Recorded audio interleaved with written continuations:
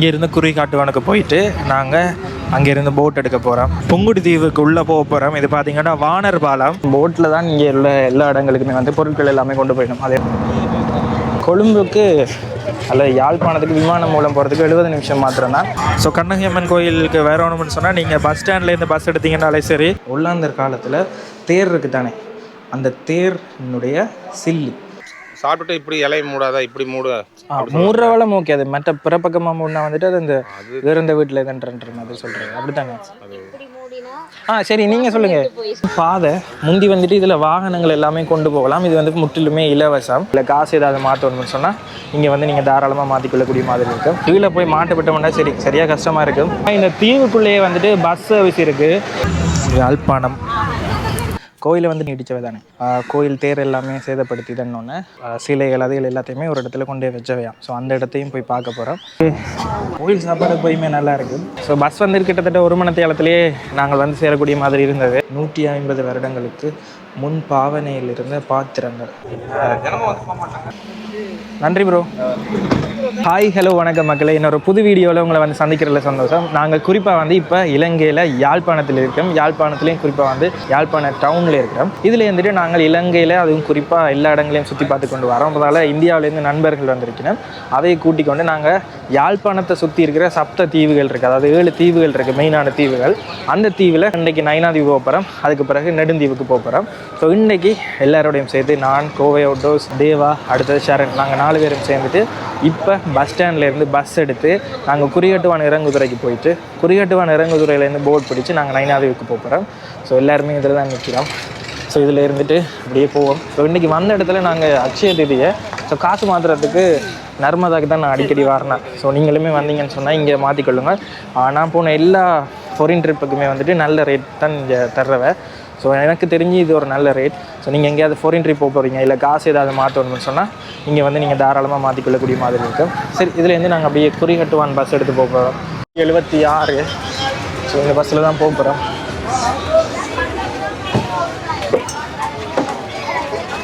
ஆட்கள் எல்லாருமே வந்து ஏறி இருக்கணும். இப்போ பஸ் எடுத்துட்டினோம். கிட்டத்தட்ட இங்கேருந்து போகிறதுக்கு 1 மணி நேரம் ஆகும். முந்தி வந்து ரோட் எல்லாம் அவ்வளோதுக்கு நல்லா இருக்காது. இப்போ ரோட் எல்லாமே நல்லா செஞ்சதால் ஓகேயாக இருக்கும். ஸோ இங்கேருந்து குறிகாட்டுவானுக்கு போயிட்டு நாங்கள் அங்கேருந்து போட் எடுக்க போகிறோம். ஸோ பஸ் எல்லாம் ஃபுல்லாக அப்புறம் தான் எடுக்கணும். யாழ்ப்பாணம் ஸோ முந்தி மாதிரி இல்லை. இன்றைக்கு அக்ஷய தீதியை தானே, அதால் கொஞ்சம் மரிச்சோடி இருக்குது. டவுன்லேயே நாக்கள் இல்லைன்னு தெரியலை. இன்றைக்கி என்ன கிழமைடா? ஓ, இன்னைக்கு ஞாயிற்றுக்கிழமை. அதால் கிழமைனாலே தெரியாத மாதிரி போய் கொண்டிருக்கு. இப்போ ஞாயிற்றுக்கிழமைன்றதால கடைகள் எல்லாமே பூட்டு.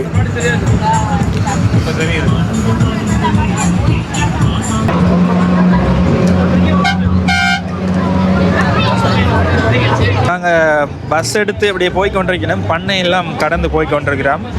ஒரு ஆளுக்கு வந்துட்டு 185 ரூபா வாங்கினோம் இலங்கை மதிப்புக்கு காசு. ஸோ 4 பேர் 740 ரூபா வந்தது. பஸ் எடுத்த பிறகு வைக்க தெரியல, மற்றபடி ஓகேயாக தான் இருக்கு. இடம் எல்லாமே பஸ் ஃபுல்லாக இருக்கிற விட்டாமல் தான் இருக்கு.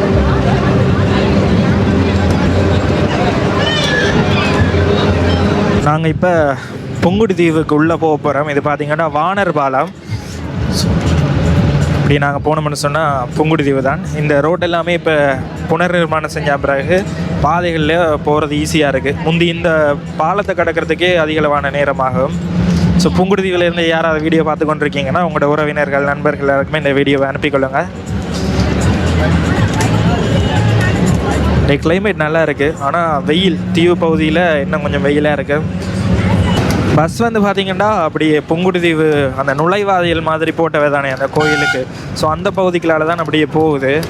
ஸோ புங்குடு தீவில் இருந்து யாராவது வீடியோ பார்க்குறீங்கன்னா உங்களோட ஊரை அப்படியே பார்த்துக்கொள்ளுங்க. நாங்கள் பைக்கில் போகிறோன்னு சொன்னால் அந்த மெட்ட ரோட்டால் தான் போகிறோம். நாங்கள் இது வந்து ஊருக்குள்ளாலேயே அப்படியே போகுது. பேக்ரவுண்டில் வந்துட்டு மியூசிக் போட்டிருக்கணும். அதெல்லாம் நான் தொடர்ந்து கதைச்சி கொண்டிருக்கிற மாதிரி தான் இருக்கும். அட்ஜஸ்ட் பண்ணிக்கொள்ளுங்க. அப்படி இல்லைன்னா காப்பிரைட்ஸ் வந்துடும். இதில் ஒரு பள்ளிக்கூடம் இருக்குது போல், தொங்கல், அதில் தெரியுதா?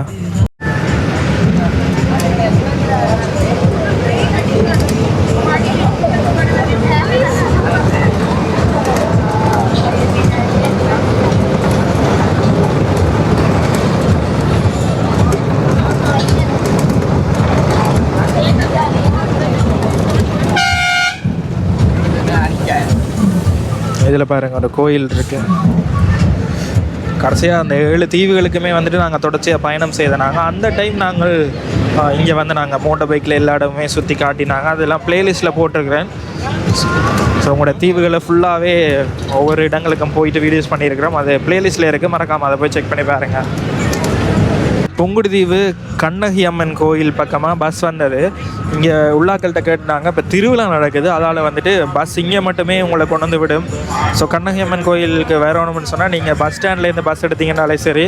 இது வந்து இப்போ ஒரு குறிப்பிட்ட சில வருஷங்களுக்கு முன்னே இங்கே புங்குடுதீவு மக்கள் எல்லாருமே சேர்ந்து நிதி திரட்டி பெரிய அளவில் இந்த கோயிலை வந்துட்டு செய்தவை, புனர் நிர்மாணம் செய்தவை. நல்ல அழகான கோயில். ஸோ திருவிழாக்காக பஸ் வந்துட்டு இந்த பகுதிகளுக்குமே உங்களை கொண்டு விடுது.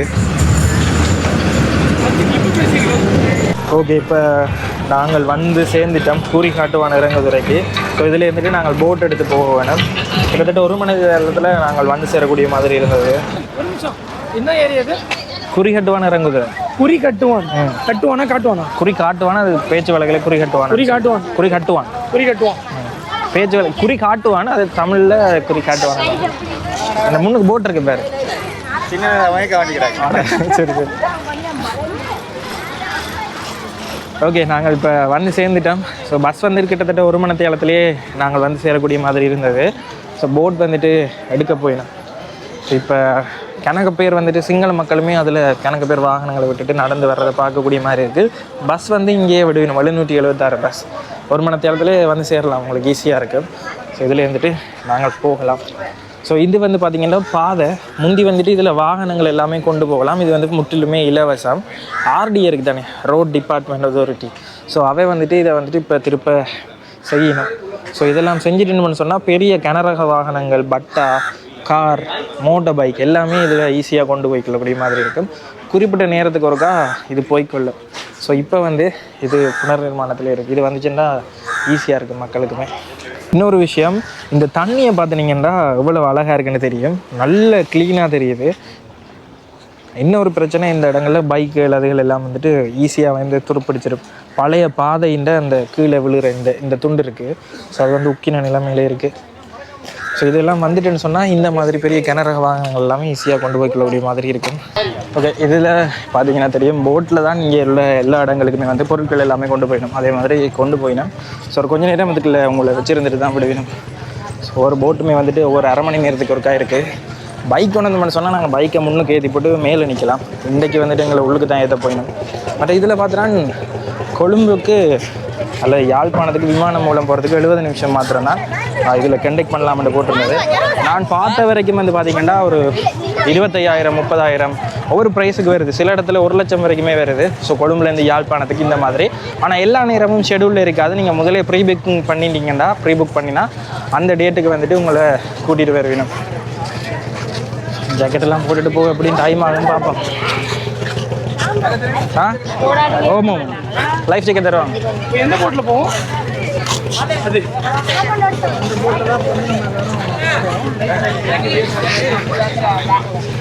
போராடியாங்க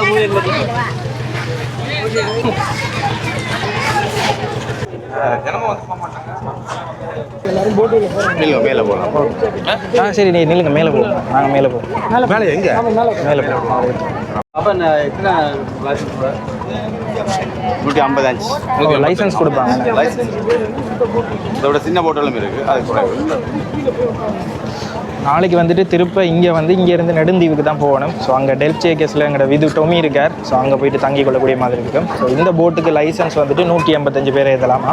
ஸோ அந்த போட் உடைய லைசன்ஸுக்கு ஏற்ற மாதிரி, போட்டுன்ற சைஸுக்கு ஏற்ற மாதிரி அது வந்து மாறுபடும். அதை போட்டு பாருங்கள் எவ்வளோ மக்கள்னு சொல்லி இந்த இடத்துல ஃபுல்லாக. தெரிஞ்ச ஒரு அண்ணா இருக்கார், நெல்சன் அண்ணா. அவர் தான் எங்களுக்கு மேலே ஏறுறதுக்கு ஹெல்ப் பண்ணவர். வளமையாக வந்து போட்டோட வந்தோம்னு சொன்னால், போட்டில் பைக் ஏற்ற போகிறோம்னு சொன்னால் நாங்கள் மேலே ஏறலாம். அப்படி இல்லைன்னு சொன்னால் கஷ்டம். இங்கே பாருங்க, வெளிநாட்டில் இருந்துமே ஆட்கள் வந்திருக்கணும். 2 பேர் இல்லை, நெடுந்தீவு போகிறதுக்கு கணக்கு பேர் வருவீங்கடா. நான் வெளிநாடு. நான் ட்ரைபாட் போட்டு எடுக்க மாட்டேன். நான் மோனோபாடு தான். நம்ம அப்படியே உள்ளே போக வேண்டியதான். இங்கே பாருங்க, கீழே போனோம்னு சொன்னால் கஷ்டமாக இருக்கும். நல்ல வேளை எங்களுக்கு நெல்சனை நான் ஹெல்ப் பண்ணதால நாங்கள் உள்ளே வரக்கூடிய மாதிரி இருக்குது. இங்கேருந்து தான் போட் ஓட்டுற இடம். சுக்கான் மற்ற கியர் அதெல்லாமே இருக்குது.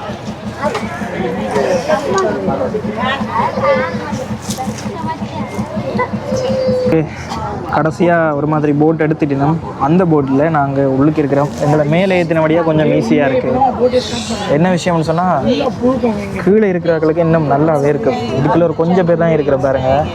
இதுக்கே இப்போ சரியாக வேர்த்துட்டு கீழே இன்னும் கொஞ்சம் ஆவியும். ஸோ இதுலேருந்து ஒரு 15 நிமிஷத்தில் நாங்கள் போய்க்கொள்ளக்கூடிய மாதிரி இருக்கும்.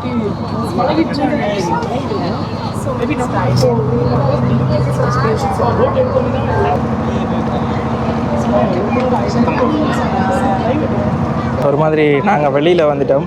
பைக் ஒரு 2 பைக்கை கொண்டு வந்துட்டு இதில் நம்மளை நிற்கிறாங்க வளமையாக. கீழே போய் மாட்டுப்பட்டோம்னா சரியாக கஷ்டமாக இருக்கும். ஆனால் ஒன்றும் செய்யலை, இப்படி தான் போக வேணும். ஸோ இது கூட பரவாயில்லை. நாளைக்கு நெடுந்தீவுக்கு எப்படி தாக்கு பிடிக்க போகிறாங்களோ தெரியல. 35 நிமிஷம் மேலே ஓகேண்ணே. இது ஃபுல்லாகவே நைனாதீவு தான். சரண்ட வீடு இதுக்கு கிட்ட இங்கே தான் இருக்குது. இந்த டவருக்கு கிட்ட இருக்கிறது சரண்ட வீடு.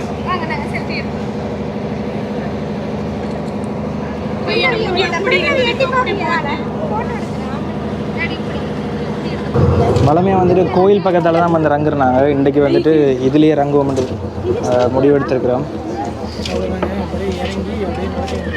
ஸோ இதுலேருந்து சரண்ட வீட்டுக்கு போகிறது பக்கத்தில் கிட்ட. ஸோ அதனால் இதுலேயே இறங்குவோம். ஓகே, நாங்கள் இதில் வந்து சேர்ந்துட்டோம். மேலே இருந்தபடியாக கொஞ்சம் ஈஸியாக இருக்குது. பாய் ப்ரோ, பாய். சரி, இதுலேருந்து அப்படியே போவோம். 4 பேருக்கு எவ்வளோ டிக்கெட்டுன்னு தெரியலை. எவ்வளோண்ணா? 4 பேர் 400 இல்லையா சில்லறை? சிலம்பரம் 400 சில்லறையாக இருக்கா? வளமையாக வந்துட்டு அதில் போய் போகிறது ப்ரோ. கோயிலால் தான் வந்துட்டு நாங்கள் அப்படி நடந்து வரனாங்க. இது சரண்ட வீடு இதில் பக்கத்துலன்றதால நாங்கள் அப்படி இதில் இறங்கிட்டோம். இது பௌத்த விகாரை ஒன்று இருக்குது. இதில் இப்போ விகாரைக்கு வர சிங்களாக்கள் வந்து இதில் இறங்கி அதால தான் வருது. சரி, இப்போ இதுலேருந்து நாங்கள் அப்படியே நடந்து போவோம். வெயில் வந்து பட்டையை கிளப்புது. சொல்லவே முடியாத அளவுக்கு வெயிலாக இருக்குது. உடுப்பெல்லாம் அப்படியே வேர்த்துட்டு உள்ளுக்கு நின்று மேலே நின்று. சரண், கீழே போய் மாட்டுப்பட்டுட்டீங்களே. விட்டுட்டு போய் எல்லாத்துல ஒரு அண்ணா வந்துட்டு பழக்கம் வீடியோ பாக்குறவர். அப்ப அந்த அண்ணா தான் கதைச்சவர். கதைக்கு அப்படியே நைஸா அப்படி மேலே அவரே அனுப்பி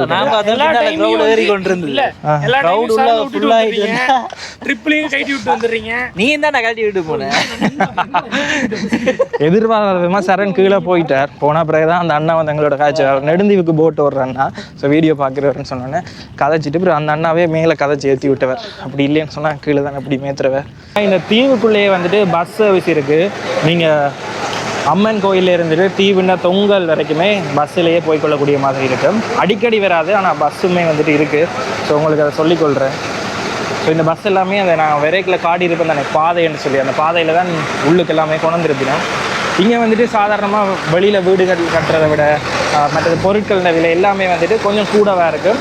காரணம் வந்துட்டு வெளி தீவில் இருந்துட்டு, அதாவது மெயின்லேண்டுக்கு தானே யாழ்ப்பாணத்தின் பிரதான நிலத்தில் இருந்துட்டு இந்த பகுதிக்கு வந்துட்டு திருப்ப கூட்டிகிட்டு வருவினோம். பொருட்கள் எல்லாம் கூட்டிகிட்டு வரதால கொஞ்சம் அதிகளவான விலையாக இருக்கும். அவ்வளோ பெரிய விலை வராது. ஆனால் இந்த போட்டில் கொண்டு வர கூலி அதெல்லாமே அடிஷனலாக வச்சு தானே விற்பினோம். ஸோ அந்த விஷயம் மட்டும் இருக்குது. ஸோ இது பொதுவாக தீவுகளில் பார்க்கக்கூடிய மாதிரி இருக்குது. இங்கே நீங்கள் பைக் ஏற்றி கொண்டு வந்தீங்கன்னா அழகாக ஒரு நாள்லேயே சுற்றி பார்த்துட்டு போய்க்கொள்ளக்கூடிய மாதிரி இருக்குது. அப்படியே நாங்கள் அந்த இடத்துல இருந்துட்டு நாங்கள் அப்படியே நடந்து போய்கொண்டிருக்கிறோம் சரண்ட வீட்டை நோக்கி. சரண்ட அம்மா வந்து இந்த ஊர் தான் நைனாதீவு. ஸோ அதால் நாங்கள் சின்ன வயசுலேருந்து ஏழு படிக்கிற டைம்லேயே சரண் நைனாதீவுக்கு போகிறோன்னா என்ன செலவில் கூப்பிடுவோன்னு நாங்கள் வாரினாங்க. ஸோ வந்துட்டு சும்மா இடங்களை சுற்றி பார்த்துட்டு போகிறது. இங்கே பார்த்தீங்கன்னா தெரியும், இந்த முந்தியெல்லாம் பார்த்தீங்கன்னா இந்த பெனை மட்டை இருக்குது தானே, இந்த பெனை மட்டை எடுத்து தான் வேலி எல்லாமே பின்னுவினம். ஸோ வேலி எல்லாம் இதை வச்சு தான் செய்கிறது. நாங்கள் சின்ன வயசில் இதெல்லாம் முந்தி வேலி பின்னேக்கியெல்லாம் பக்கத்தில் இருந்தெல்லாம் பார்ப்போம். ஸோ அந்த ஞாபகங்கள்லாம் வருது. அப்படியே நடந்து போகிறோம். வெயில் தான், சரியான வெயில். மற்றது இங்கே வந்துட்டு ஒவ்வொரு வட்டாரம் வந்து இருக்குது. ஒரு குறிப்பிட்ட பகுதி வந்து 1ஆம் வட்டாரம் 2ஆம் வட்டாரம் அந்த மாதிரி இருக்குது. அது பொதுவாக 7 தீவுகள்லேயும் நான் முந்தி போய்க்கல கவனித்த விஷயம். அது வந்து இந்த ஒவ்வொரு இடத்தையும் குறிக்கிறதுக்காக 1ஆம் வட்டாரம் 2ஆம் வட்டாரம் என்ற மாதிரி சொல்லிக்கொள்ளுவினோம். அப்படியே போகிறோம். அடுத்தது இங்கே ஒரு பேங்கும் இருக்குது, பிஓசி பேங்க் ஒன்று இருக்குது. அதுக்குள்ள இங்கே மின்சார இணைப்பு எல்லாம் வந்து பார்த்திங்கன்னா இங்கே டீசல் என்ஜின் இருக்குது. அந்த டீசல் என்ஜினை வச்சு பயன்படுத்தி இங்கே மின்சாரம் விநியோகம் செய்யணும். நெடுந்தீவுலேயுமே அதே மாதிரி தான். நாளைக்கு நாங்கள் நெடுந்தீவு போயிட்டு அந்த விஷயங்கள் எல்லாமே பார்ப்போம். சரி, ஓகே, சரண்ட வீட்டை அப்படியே வந்துட்டோம். முந்தி அடிக்கடி வந்திருக்கிறேன், இன்றைக்கி கனகாலத்துக்கு பிறகு வந்திருக்கிறேன். சில கிணறுமே இருக்குது இங்கே வந்து. தண்ணி என்ன மாதிரிடா? கிணத்து தண்ணி லைட்டாக உப்பு தானேண்ணே, கொஞ்சமாக உப்பு. இங்கே வந்துட்டு இப்போ இப்போ வந்துட்டு அந்த தண்ணியை புதுசாக அதை கடல் தண்ணியை எடுத்து அதை வந்து பியூரிஃபை பண்ணி இங்கே எல்லாத்துக்குமே விநியோகம் செய்து கொண்டிருக்கணும்.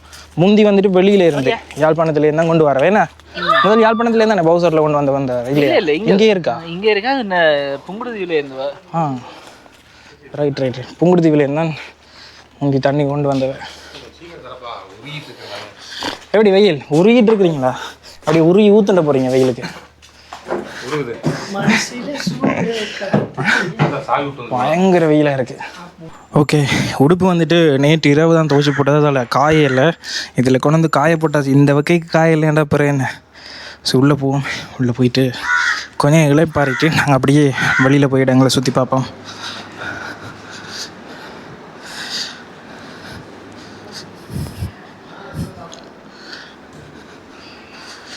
எதுக்குள்ளே இருக்கிறீங்க? இதுக்குலையா? ஓகே, இந்த கிச்சன் இருக்குது. இரவுக்கு நாங்கள் தான் சமைச்சு சாப்பிட போகிறோம். ஸோ தேவையான பொருட்கள் எல்லாமே பின்னரம்பில் போய் வாங்கிட்டு வந்தால் இதில் சமைக்கலாம். அப்படியே நாங்கள் கொஞ்ச நேரம் இளைப்பாறிட்டு அப்போ திருப்ப கோயிலை நோக்கி நடக்க வலிக்கிட்டோம்.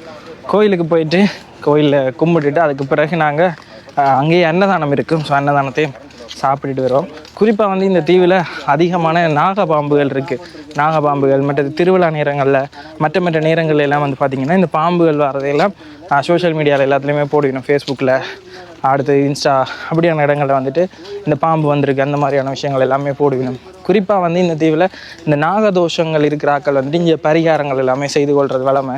அந்த செப்பு தகடு மாதிரி எல்லாமே இருக்கும், அதை வாங்கிட்டு அதுக்குரிய பூசைகள் அதுகள் எல்லாமே செய்து கொள்வினோம். ஸோ இப்படி எக்கச்சக்கமான விஷயங்கள் இந்த தீவு சம்மந்தமாக இருக்குது. நாங்கள் இப்போ கோயிலுக்கு போவோம். போயிட்டு கும்பிட்டுட்டு அப்படியே அன்னதானத்துக்குமே போவோம். கோயில் வளாகத்துக்குள்ளே வந்துட்டோம்.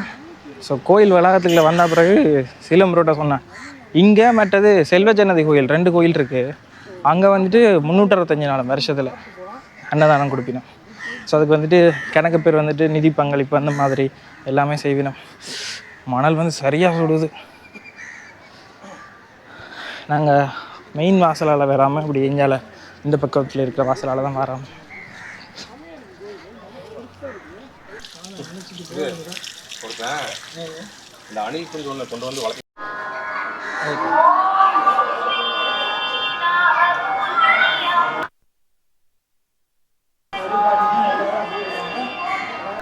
சரி, நாங்கள் அப்படியே கும்பிட்டுட்டு வந்துட்டோம். ஸோ இதில் பார்த்தீங்கன்னா பெரிய ஒரு நந்தி சிலை இருக்குது. இதுதான் வந்து முகப்பு வாசல். ஸோ இதில் இருந்துட்டு மடத்துக்கு போயிட்டு சாப்பிடுவோம். ஸோ இந்த கோயிலில் என்ன விசேஷம்னு சொன்னால் சாப்பாடும் நல்ல அருமையாக இருக்கும். மற்றது வருஷத்தில் 365 நாளும் இத்தனை பேர் வந்தாலுமே வந்துட்டு சாப்பாடு போட்டு தான் அனுப்பிவிடும். ஸோ அந்த மாதிரி. ஸோ இங்கால மடம் இருக்குது, மடத்துக்கு போவோம். இங்கே வந்துட்டு இந்த மொட்டை வலிக்கிற அந்த இதுவுமே இருக்குது. சின்ன பிள்ளைகள் வந்துட்டு பிறந்து 31 எனக்கு தெரியல சரியா. ஸோ அந்த டைம் வந்துட்டு இங்கே வந்துட்டு தலைக்கு அந்த மொட்டை வலிக்கிறதுக்கான ஃபங்க்ஷன்ஸ் அது எல்லாமே இந்த இடத்துல செய்து கொள்வினோம்.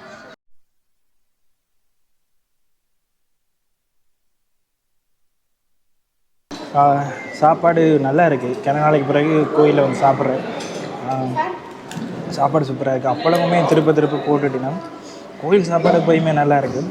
சில வேளை இந்த புலசாதம் மாதிரி எல்லாத்தையுமே போட்டு பிரட்டிட்டு தருவேன் எங்களோட ஊர் கோயிலெல்லாம். அது நல்லா இருக்குது.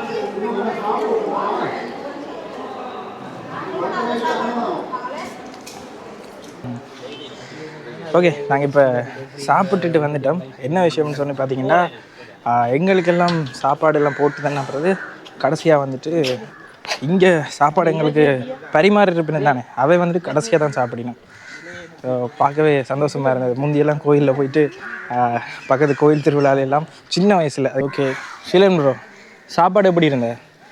அங்கே அரிசியெல்லாம் இதே மாதிரி இருக்காது தானே? கேரளா அரிசி. இது கேரளா அரிசி மாதிரியே தான். தெய்வமாக தான் போன முறையும் வந்துட்டு சொன்னவன் சாப்பாடு மற்ற கறிகள் எல்லாம் ஓகேண்ணே.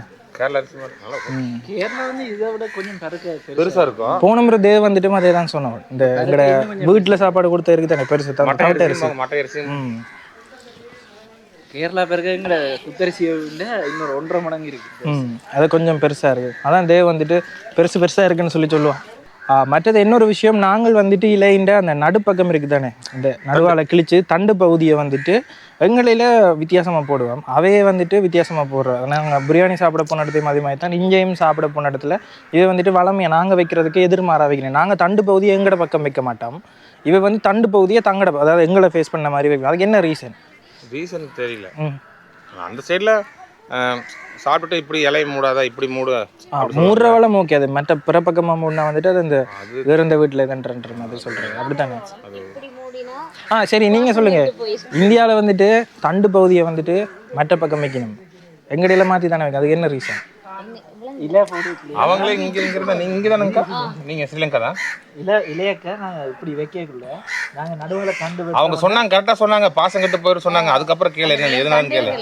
மேல இருந்து குள்ளதான் அந்த இலைய மூடணும். இப்படி கட்டினா அந்த சாப்பாடு வந்து அது ஓகே. ஆனா அந்த தண்டு பகுதியை இதை வந்துட்டு வெளியில வைக்கணும். நாங்க வந்துட்டு வெளியில வைக்கிறோம், அதை வந்துட்டு எங்களை ஃபேஸ் பண்ணி உள்பக்கம் வைக்கணும். அதுக்கு என்ன ரீசன்? இல்ல நிறைய இடத்துல நேற்று 2-3 இடத்துல சாப்பிடுறோம். நீங்க மாறி வைக்கிறதா? இந்தியாவுல மாறி வைக்கிறது அதான் தெரியல. நான் சொன்னேன் என்னன்னா, இப்ப இந்த தண்டு பக்கம் இந்தியால வைக்கிறத கறிகள் ஊத்தினா இல்ல இப்படி எடுக்கக்குள்ள அது வந்து மென்மையான இடம் தானே, கிழிஞ்சு போயிரும் தானே. அதை கவர் பண்றதுக்காக தான் அத வேற எது காரணமும் இல்ல. சரி, ஓகே, நன்றி.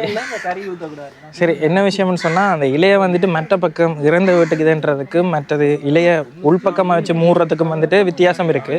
அது வந்து அந்த பாசம் விட்டு போயிடும், அந்த மாதிரியான விஷயங்கள் இருக்கு. ஸோ பார்க்குறாக்களுக்கு சொல்லிக்கொள்ளுங்க. எனக்குமே புதுசாக இருந்த இவ சொன்ன அப்புறம் நானுமே அதை நோட்டீஸ் பண்ணினான். இவ்வளோ காலமும் நான் இங்கே நைனாதீவுக்கெல்லாம் வந்திருக்கிறேன். ஆனால் புது ஒரு எனக்கு விஷயம் வந்துட்டு இங்கே கேள்விப்பட்டேன்னா, நீங்கள் ஒரு தம்பி இருக்கார். ஸோ அவர் வந்து என்ன விஷயம் சொன்னார்ன்னு சொன்னால், இங்கே கோயிலை வந்து நீடிச்சவை தானே, கோயில் தேர் எல்லாமே சேதப்படுத்தி தன்னொன்னே உள்ளுக்கு வந்துட்டு அந்த இருக்கிற சிலைகள் அதுகள் எல்லாத்தையுமே ஒரு இடத்துல கொண்டே வச்சவையாம். ஸோ அந்த இடத்தையும் போய் பார்க்க போகிறோம். ஸோ அந்த கோயிலுக்குள்ளேயே வந்துட்டு அந்த வரலாறை வந்துட்டு ஓவியம் மாதிரி வரைஞ்சி வச்சுருக்கீங்க. அது இது ஒரு லைப்ரரி இருக்குது. ஸோ அதையுமே போயிட்டு பார்ப்போம். இதில் பார்த்தீங்கன்னா தெரியும், ஸ்ரீ நாகபூசணி அம்மனுடைய அந்த சிலை வந்துட்டு இப்படி வச்சுருக்கேன். ஸோ லைப்ரரிக்குள்ளே போயிட்டு அந்த விஷயங்கள் இப்போவும் இருக்குது, அதை போயிட்டு அப்படி உங்களுக்கு காட்டுறேன். ஓகே, நாங்கள் இப்போ உள்ளே வந்துட்டோம். அந்த பழைய புராண கதை, அந்த நடந்த விஷயங்களை வந்துட்டு ஓவியமாக வரைஞ்சிருந்தவை தானே. ஸோ அந்த விஷயங்கள்லாம் இதில் இருக்குது. இதெல்லாம் பழைய கோயிலினுடைய சுவடுகள். ஸோ இந்த இடத்துல வந்து பார்த்திங்கன்னா பழைய காலத்து காசுகள் எல்லாமே இருக்குது. இதில் தெரியுதா? ஸோ பழைய காலத்து காசுகள் எல்லாமே இந்த இடத்துல அப்படியே வச்சிருக்கணும். இங்கால உண்டியல்கள் இருக்குது. பழைய காலத்தில் இருந்த நாகபாம்பு மாதிரி நடுவில் ஒரு சிவலிங்கம் இருக்கிற ஒரு உருவ சிலையுமே இந்த இடத்துல இருக்குது. குறிப்பாக அப்படியே நேராக பார்த்திங்கன்னா இந்த இடத்துல தெரியுது. அந்த விஷயங்கள் நடக்க ஒல்லாந்தர் காலத்தில் தேர் இருக்குது தானே, அந்த தேர்னுடைய சில்லு, ஒரு சில்லு வந்துட்டு இப்போ மரத்தில் தானே செஞ்சுருக்கோம். அந்த காலத்தில் பெரிய ஒரு பாறையே சில்லு வடிவத்தில் அப்படியே செதுக்கி வச்சுருந்துருக்கணும். அதிலே போட்டிருக்கு கல்லிலாலான ஒல்லாந்தர் காலத்து தேர் சில்லுன்னு சொல்லி போட்டிருக்கு. அடுத்தது நாங்கள் வரலாறுகள் எல்லாம் படித்த மாதிரி பராக்கிரம காலத்து கல்வெட்டு ஒன்று இருக்குது. ஸோ அதுவுமே வந்து உள்ளுக்கு வச்சிருக்கணும். ஸோ இதில் பழைய காலத்து எழுத்துக்கள் எல்லாமே வச்சுருக்கணும். இதை பார்க்க தமிழ் எழுத்து வடிவம் தான் தெரியுது. இங்கே பாருங்க, தே நூ வா. ஸோ அந்த மாதிரி இருக்குது. இதில் போட்டிருக்கு அந்த கல்வெட்டில் என்ன போட்டிருக்கோ அது எல்லாமே இதில் போட்டு வச்சுருக்கணும். ஸோ இந்த பக்கமாக போனால் அந்த காலத்தில் அந்த விஷயங்கள் நடக்க இருந்த கோயிலினுடைய ஒவ்வொரு விஷயங்களும் இதில் இருக்குது. ஸோ இதில் பாருங்கள், இந்த பக்கமுமே எக்கச்சக்கமான காசுகள் எல்லாமே இருக்குது. ஃபுல்லாகவே பழங்காலத்து காசுகள். இதெல்லாம் பார்த்திங்கன்னா பழைய பானைகள் மாதிரியான விஷயங்கள். இதில் பாருங்கள், 150 வருடங்களுக்கு முன் பாவனையில் இருந்த பாத்திரங்கள். ஸோ இந்த கோயிலில் பாவிக்கிறதுக்கு வச்சுருப்பீங்க தானே, அப்படியான விஷயங்கள் எல்லாமே இந்த இடத்துல இருக்குது. இதெல்லாம் பார்க்குறது இப்போ பார்க்க ஒரு விஷயமா இருக்குது. இன்னும் ஒரு 100 வருஷம் கழித்து பார்த்தா இது வச்சுக்காங்க எல்லாமே இந்த இடத்துல கோயில் பாதுகாத்து வச்சுருக்கணும். இதுதான் கொஞ்சம் நல்ல பழசாக தெரியுது. இதில் பாருங்கள்.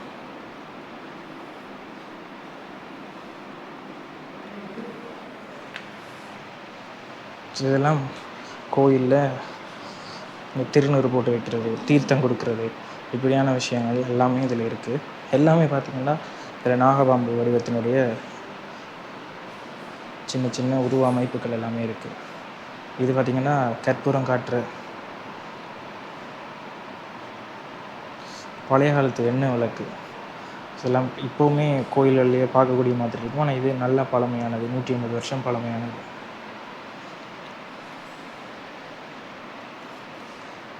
இதில் பாருங்கள் பழைய டைப்ரைட்டர். இதில் என்ன விஷயம்னு சொன்னால் இதில் போட்டிருக்கிற எழுத்துக்கள் எல்லாமே பாருங்கள் தமிழில் இருக்குது. நல்ல விஷயம்.